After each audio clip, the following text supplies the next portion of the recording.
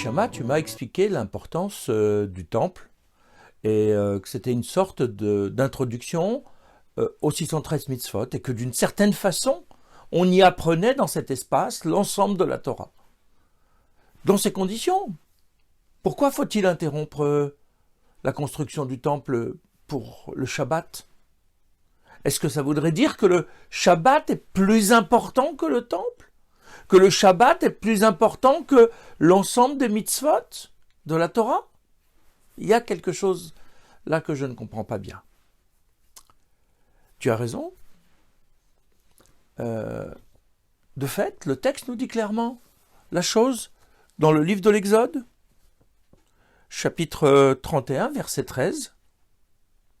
Alors que dans la parasha de Kitissa, alors qu'on vient d'écrire les consignes pour la construction du temple, le texte nous dit « Toutefois, vous observerez mes Shabbats, car c'est un signe entre moi et vous, dans toutes vos générations, pour savoir que c'est moi, l'Éternel, qui vous sanctifie. » Donc il y a bien là, apparemment, une priorité au Shabbat.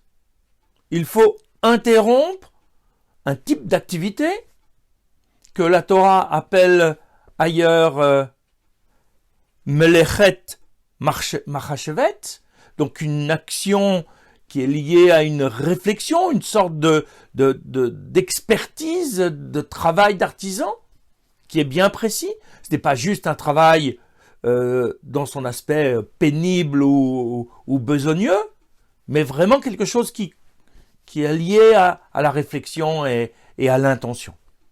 D'ailleurs, pour bien comprendre ce que sont ces travaux, ces melachot de Shabbat, le Dayan Isidore Grunfeld nous donne cette définition. C'est un acte qui démontre la domination du monde par l'homme grâce à son intelligence et à son habileté, utilisée pour une fin constructive. C'est bien là l'ensemble des tâches qui a été confié à Betzalel pour construire le temple. Parce que la loi orale relie l'ensemble des 39 travaux interdits le Shabbat aux actions nécessaires à la construction du temple. Il y a donc bien là un lien extrêmement important qu'il nous faut essayer de comprendre. Maintenant, est-ce que l'un est plus important que l'autre? Essayons d'approfondir un tout petit peu. Tout d'abord, il faut bien comprendre que la construction du temple, c'est la préparation du monde à l'accueil du divin en présence de l'homme. C'est cette rencontre entre le ciel et la terre. Or, elle ne peut se réaliser pleinement que par cette préparation. Cependant, si on en reste aux préparatifs, que cette rencontre n'a jamais lieu, alors à quoi tout cela sert-il? Le temps spécifique de cette rencontre, nous dit la tradition juive, c'est le temps particulier du Shabbat, de l'arrêt de cette action créative pour se consacrer à la spiritualité. Toute l'action de préparation est une intervention sur la matière. Il s'agit d'orienter l'utilisation de la matière vers une visée spirituelle. Il s'agit donc bien tout au long de la semaine, des 6 jours de la création, comme Dieu l'a fait au moment de Bereshit, de travailler la matière pour lui donner une dimension spirituelle, pour la consacrer à une œuvre spirituelle qui est le service d'Akadosh Baruch Hu. Mais donc, l'objectif, c'est bien la rencontre avec Akadosh Baruch Hu. Or, cette rencontre ne peut pas se réaliser dans l'espace. Elle se réalise dans le temps. L'espace n'est jamais consacré de manière définitive. L'espace peut être consacré de manière ponctuelle, comme on le voit dans l'épisode du buisson ardent, comme on le voit au moment de la révélation d'Akadosh Baruch Hu au Har Sinaï, qu'on le voit dans le cadre du temple, avec des espaces, avec une sanctification particulière. Mais à chaque fois qu'il y a une consécration spécifique de l'espace, c'est lié à un besoin humain. Parce que l'homme évolue dans cet espace. Et il a besoin à un moment de circonscrire un lieu qui est lié à une mission. Le buisson ardent n'est pas une rencontre entre l'homme et Dieu. C'est le moment où Akadosh Baruch Hu va donner une mission précise à Moshe Rabbeinu. Toute la révélation est liée à cette mission qui est d'aller sauver les Béné Israël de leur esclavage égyptien. Le Matan Torah, c'est pas un moment de rencontre avec Dieu. C'est le moment où Dieu donne les règles de la relation. Il scelle l'alliance entre l'homme et lui-même. C'est donc un moment de contrat. Cet espace doit être bien délimité pour comprendre que c'est là que le contrat a été signé en quelque sorte. Le temple, lui aussi, qui peut être un espace consacré, est un lieu de préparation, on l'a vu. Préparation de la rencontre, où on travaille sur la matérialité qui est un empêchement dans la proximité avec Akadosh Baruch Hu. Donc on travaille sur cette matérialité pour faire en sorte de dépasser ses limites et nous permettre de nous approcher un peu plus d'Akadosh Baruch Hu par le développement de notre capacité à la spiritualité. Mais tout ceci n'a de sens que si à un moment donné, on rencontre Dieu. Or, c'est dans l'espace qu'on va le mieux rencontrer. Ce n'est pas dans l'espace qu'on va le mieux rencontrer Akadosh Baruch Hu, mais c'est dans le temps. Pourquoi ? Parce que le temps est une dimension de l'être, alors que l'espace est une dimension de l'avoir. L'espace, c'est un lieu, c'est de la matière qui a une dimension, une forme, c'est quelque chose que l'on peut posséder. Le temps, nous ne le possédons pas. Le temps, c'est un instant vécu. D'ailleurs, l'appréciation de la durée est très aléatoire, elle dépend de l'homme, du ressenti. Il y a bien sûr un temps mathématique, un temps physique. Mais en même temps, la manière de vivre le temps dépend de la relation qu'on entretient, de notre solitude ou de notre situation en collectivité. Le temps passe parfois trop vite, parfois trop lentement. Tout ceci dépend de la relation qui est travaillée dans ce moment précis que nous vivons.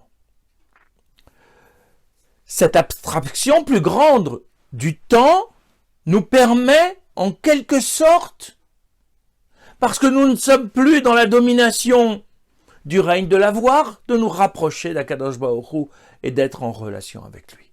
On va l'être le Shabbat parce que c'est un temps qu'on va consacrer à cette rencontre ou à ces rencontres comme on va le voir. C'est un temps de rencontre, c'est pas un temps de possession ou d'accumulation de biens. Au contraire, quand le Shabbat arrive, nous devons considérer que tout notre travail est terminé pour justement se libérer de cette main forte de la dépendance vis-à-vis du travail et de l'avoir. Le Shabbat, nous allons vers des rencontres. Oui, Neshama, on va vers des rencontres, on a une vie familiale. Mais en quoi la vie familiale est une manière de rencontrer Akadosh Baruch Hu ? Est-ce que c'est à la synagogue qu'on va rencontrer Akadosh Baruch Hu ? Tu me parles d'une rencontre, mais je la vois pas. Et la vie familiale n'est pas la rencontre de Dieu. Donc, explique-moi.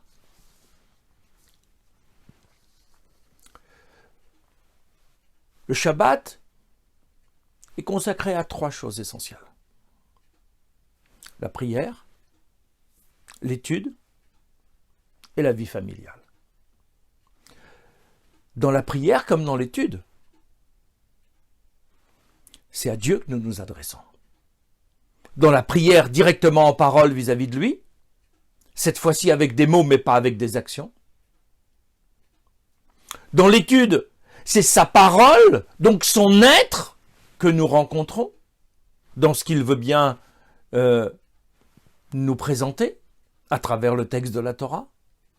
C'est un temps d'élévation pour nous-mêmes. Mais le vécu familial aussi est une rencontre avec Dieu. Mais comment ?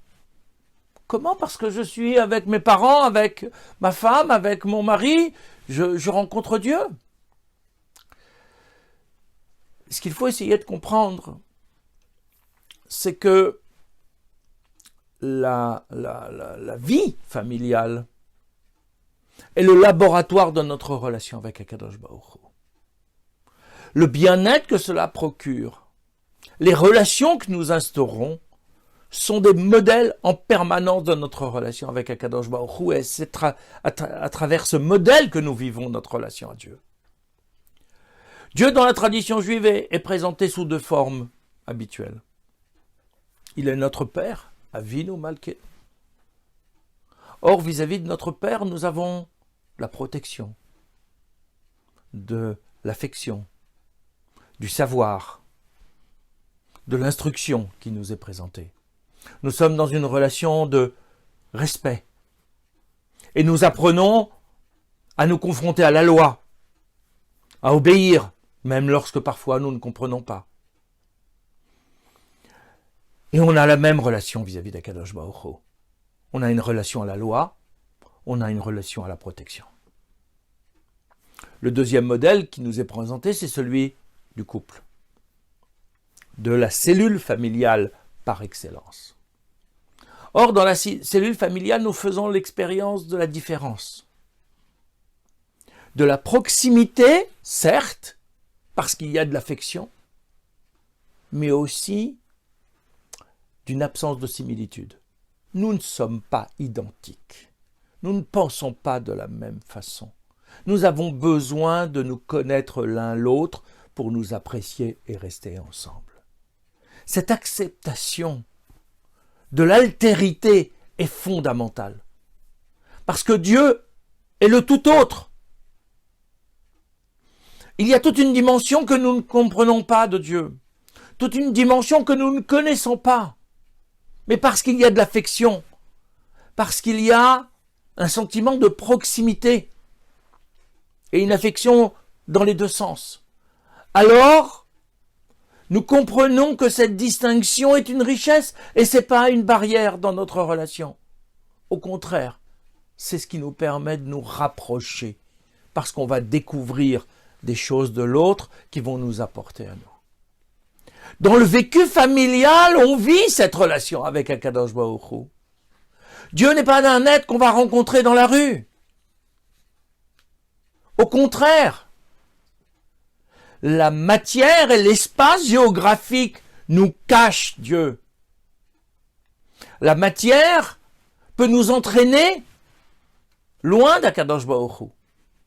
Par contre, dans l'être, dans le relationnel, dans la joie, dans le chant de Shabbat, nous allons rencontrer cette élévation qui nous permet de nous sentir en présence de Dieu, dans sa proximité, avec sa bénédiction, avec son affection. Il y a donc quelque chose de très particulier qu'il nous faut vivre comme étant une chance. Mais pour ça, il nous faut nous libérer de l'attrait de la matière. Le travail est quelque chose de positif dans la tradition juive. Il nous permet, en travaillant sur la matière, de la consacrer au service divin. Mais en même temps, nous devons limiter l'attrait et le pouvoir de cette matière. Nous devons travailler pour vivre, c'est-à-dire aussi spirituellement. Nous ne sommes pas là pour vivre, pour travailler, pour amasser, pour gagner. Nous sommes dans une relation où il nous faut développer notre humanité, qui a été créée à l'image d'Akadosh Baruch Hu, et qui nous permet donc de nous rapprocher de lui. Cette matière doit donc être limitée. C'est par l'arrêt de nos actes créatifs, intellectuels et physiques que nous entrons dans le Shabbat, donc dans le moment uniquement consacré à l'être. Alors Hugo, tu posais la question au départ de la comparaison entre Shabbat et le temple. Est-ce que l'un est plus important que l'autre? En réalité, on ne peut pas penser les deux éléments dans ce rapport. Nous devons comprendre que les 6 jours de la semaine, dans le monde du travail, nous préparons notre rendez-vous avec Akadosh Baruch Hu qui se fait le Shabbat. Mais le Shabbat, grâce à son élévation, va nous permettre de vivre dans une autre orientation toute notre semaine et notre préparation et notre construction du temple. L'un n'est pas à comparer en importance vis-à-vis de l'autre parce que l'un dépend de l'autre. Notre semaine est orientée vers le Shabbat et notre Shabbat illumine toute notre semaine.